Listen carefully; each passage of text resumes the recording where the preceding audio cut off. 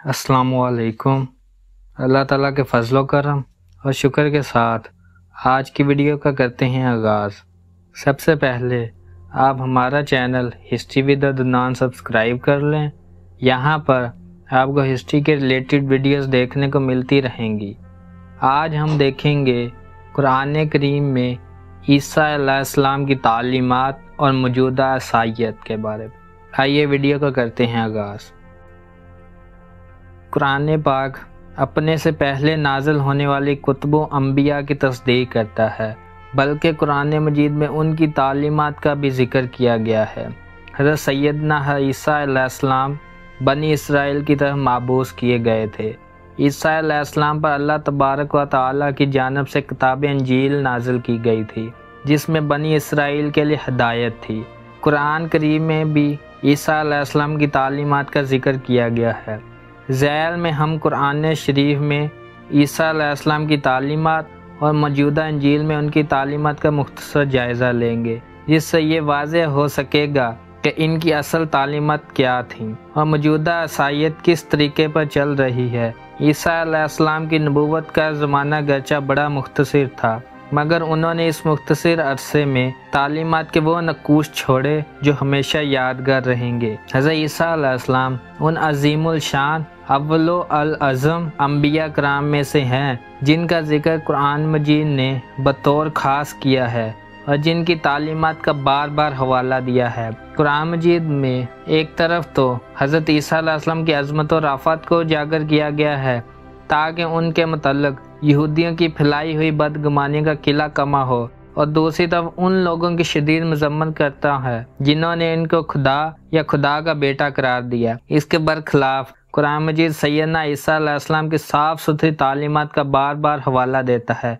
जिनसे अकीदा तौहीद और रसालत और आखरत की बाखूबी वजाहत होती है। कलाम पाक ने मुतअद्दिद मकामात पर ईसा अलैहिस्सलाम की तालीमात का जिक्र किया है कि उन्होंने अपनी कौम बनी इसराइल को क्या तालीम दी थी। खुदावंद कद्दूस का इरशाद है, और जब अल्लाह ताला फरमाएगा कि ए ईसा बिन मरियम, क्या तूने लोगों से ये कहा था कि अल्लाह जल शाना को छोड़कर मुझे और मेरी माँ को तुम माबूद बना लिए? वो जवाब देंगे कि तेरी ज़ात पाक है, मुझे जिस बात के कहने का हक़ न था मैं कैसे कह देता।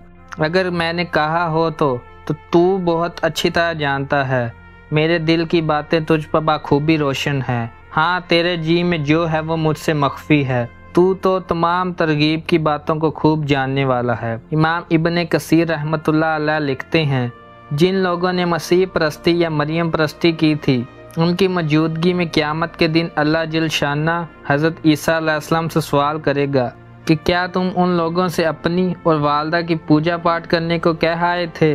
इस सवाल का मकसद नसरानियों को डांट डपट करना और उन पर गुस्से होना है, ताकि वो तमाम लोगों के सामने शर्मिंदा और जलीलो ख्वार हों। अल्लाह तबारक व तआला ने हज़रत ईसा अलैहिस्सलाम के कौल की नकल फरमाई है, बिलाशुबा अल्लाह ही मेरा और तुम्हारा परवरदिगार है, तो उसी की इबादत करो, यही सीधा रास्ता है। इन आयात करीमा से साफ तौर से मालूम होता है कि सैयदना हज़रत ईसा अलैहिस्सलाम की दावत व तबलीग भी बाइना वही थी, वो जो दूसरे तमाम अंबिया कराम की थी। मसलन परवरदिगार सिर्फ अल्लाह ताला ही की ज़ात पाक है, लिहाजा वही अकेला इबादत के लायक व फाइक है।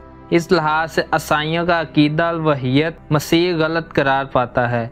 अल्लाह तबारक व तआला के नुमाइंदा की हैसियत से नबी की अताअत की जाए, और हर नबी की दावत यही रही है। हल्तो हरमत जवाज़ो अदम और जवाज़ के इख्तियारात का मालिक सिर्फ खुदावंद तआला है। लिहाजा जो बातें तुमने खुद अपने ऊपर हराम करार दे रखी हैं, मैं अल्लाह के हुक्म से उन्हें हलाल करार देकर तुम्हें ऐसी नाजायज़ पाबंदियों से आज़ाद करता हूँ। नेज़ आपने अल्लाह के हुक्म से यहूदियों पर हफ्ता के दिन की पाबंदियों में बहुत हद तक तखफीफ कर दी, मगर यहूदियों की इस्लाह ना हो सकी और हज़रत ईसा अलैहिस्सलाम की दुश्मनी में आगे बढ़ते ही चले गए। दर हकीकत हज़रत ईसा अलैहिस्सलाम, हज़रत मूसा अलैहिस्सलाम और खातमुल अंबिया इमामुर रसूल मोहम्मद अरबी सल्लल्लाहु अलैहि वसल्लम और दूसरे अंबिया कराम के मिशन में कोई ज़्यादा खास फ़र्क नहीं है, बल्कि सभी हजरात अंबिया कराम असूल में मुत्फिक हैं, लेकिन फ़ुरूआत में कुछ मुख्तलिफ है। अफसोस है कि موجودہ انجیل میں حضرت مسیح علیہ السلام کے مشن کو اس وضاحت کے ساتھ بیان نہیں کیا گیا جس طرح قرآن مجید میں پیش کیا گیا ہے، تاہم منتشر طور پر اشارات کی شکل میں وہ بنیادی نکات ہمیں اس کے اندر ملتے ہیں۔ مثلا یہ بات کہ مسیح صرف اللہ کی بندگی کے قائل تھے۔ ان کے ارشادات سے صاف ظاہر ہوتا ہے تو خداوند اپنے خدا کو شردا کر اور صرف اسی کی عبادت کر، اور صرف یہی نہیں کہ وہ اس کے قائل تھے بلکہ ان کی ساری کوششوں کا مقصد یہ تھا کہ زمین پر خدا کے امر شرعی کی اسی طرح اطاعت ہو جس طرح آسمان پر اس کے امر تکوینی کی اطاعت ہو رہی ہے۔ تیری بادشاہی آئے، تیری مرضی جیسی آسمان پر پوری ہوتی ہے زمین پر بھی ہو۔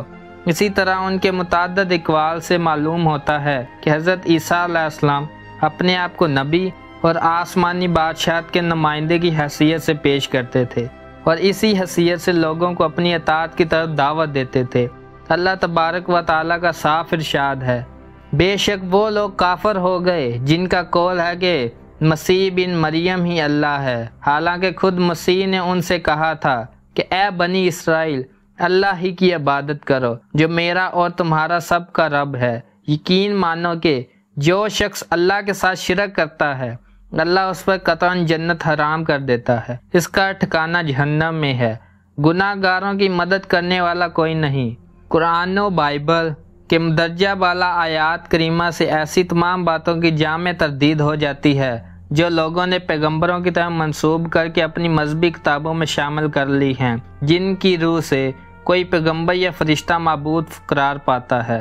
ان آیات میں ایک قاعدہ کلیہ بیان کر دیا گیا ہے کہ گو ایسی تعلیم جو اللہ کے سوا کسی اور کی بندگی نہ سکھاتی ہو اور بندے کو خدا کے مقام تک لے جاتی ہو، وہ ہرگز کسی پیغمبر کی تعلیم نہیں ہو سکتی۔ اور جہاں کسی مذہبی کتاب میں کوئی ایسی بات ہو تو سمجھ لینا چاہیے کہ یہ گمراہ کن عقیدہ لوگوں کی تحریفات کا نتیجہ ہے۔ اگر آپ کو ہماری ویڈیو پسند آئی ہے تو لائک، شیئر اینڈ سبسکرائب کریں۔